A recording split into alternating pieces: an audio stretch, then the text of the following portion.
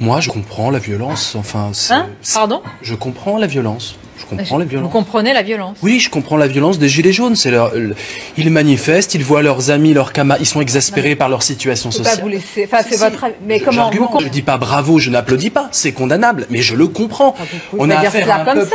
Mais toute l'histoire de France. C'est pas une réaction d'être humain. Enfin, c'est une réaction bestiale. C'est pas une réaction d'être humain. Non, mais c'est compréhensible. L'exaspération. C'est compréhensible de quoi? C'est compréhensible, tout à fait, dans l'exaspération sociale dans laquelle est plongée la plupart des gilets jaunes, des gens qui crèvent de froid, des gens qui crèvent de faim à la fin du mois.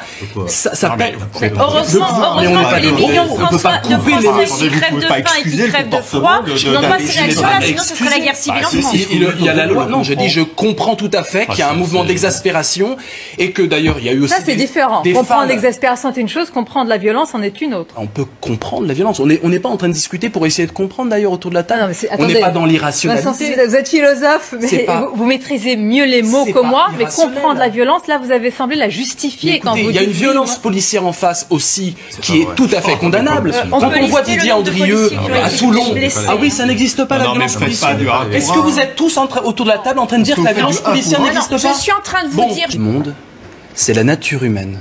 Quand il y a de la pauvreté et aucun moyen d'exprimer des possibilités d'espoir, les désespérés deviennent violents. Il y a des femmes gilets jaunes qui ne sont pas violentes et j'admire ça. Et c'était beau, il faut aussi dire qu'il y a ce mouvement-là et applaudi par les gilets jaunes.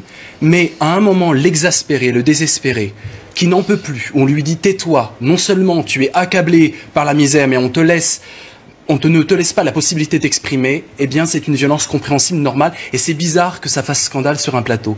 L'abbé Pierre, lui, il l'excusait, et il disait ceux qui ont tout pris dans les assiettes, et qui disent après on est non violent. Ils ont plus de sang sur les mains que le désespéré qui prend les armes. Ancien boxeur avec ses titres, c'est un désespéré. C'est anecdotique, je pense qu'il avait une crise de colère, il va être condamné, ça y est, l'affaire va être réglée, il n'a pas non plus tué de personne. C'est violent. Mais pensons à l'abbé Pierre, pensons à sœur Emmanuelle. Combien tu donnes aux pauvres, disait-elle à Raffarin. C'est la question. La pauvreté mène à la violence. C'est humain et philosophique simplement de le dire. Au-delà des propos, moi, qui me révulsent, parce que je trouve que on prend pas suffisamment conscience de ce qu'est une manifestation et pourquoi les policiers sont là. Et simplement pour préciser, parce que le maintien de l'ordre, c'est de la police administrative. Et la police administrative, c'est pour faire en sorte que cette liberté de manifester elle puisse s'exercer.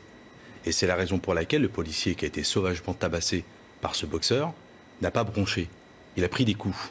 Il s'est protégé. Les policiers... Il a pris... Non mais attendez, je vous ai laissé... Ça a été très dur de vous écouter, mais par politesse, je l'ai fait. Je voudrais qu'il saigne, vous ne le voyez pas, monsieur. Donc laissez-moi terminer, puis après, si vous voulez reprendre la parole, vous pouvez reprendre la parole. Simplement, vous avez vu les images comme moi, le policier prendre des coups.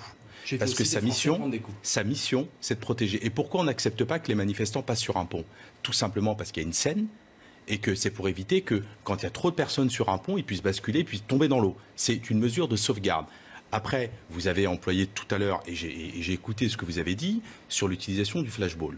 Moi, à titre personnel, je suis plutôt opposé au flashball sur des opérations de maintien de l'ordre. C'est la raison pour laquelle ceux qui étaient en face de ce boxeur, qui n'avait rien d'un désespéré, franchement entre nous, parce qu'il a basculé de l'autre côté pour justement s'en prendre à ce gendarme, et qu'il n'était pas gazé comme il le dit, hein, c'est simplement pour aussi les protéger. Donc il n'avait pas de flashball pour ne pas tirer sur les manifestants. En revanche, l'utilisation du flashball, et je suis prêt à prendre chaque cas, c'est un sujet que j'ai beaucoup étudié, l'utilisation du lanceur de balles de défense, c'est une situation que les policiers emploient sur des opérations de police judiciaire.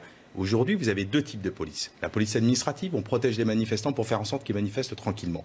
Ça vous déplaît, je le comprends. Et puis ensuite, vous avez la police administrative, ce sont ces individus qui sont des casseurs et qui se sont retrouvés boulevard Saint-Germain pour casser. Et là, vous avez des policiers, ce qu'on appelle des dards, donc des policiers de la BAC, de la BRI, qui sont plutôt sur des groupes beaucoup plus souples et qui vont évidemment utiliser le flashball pour neutraliser.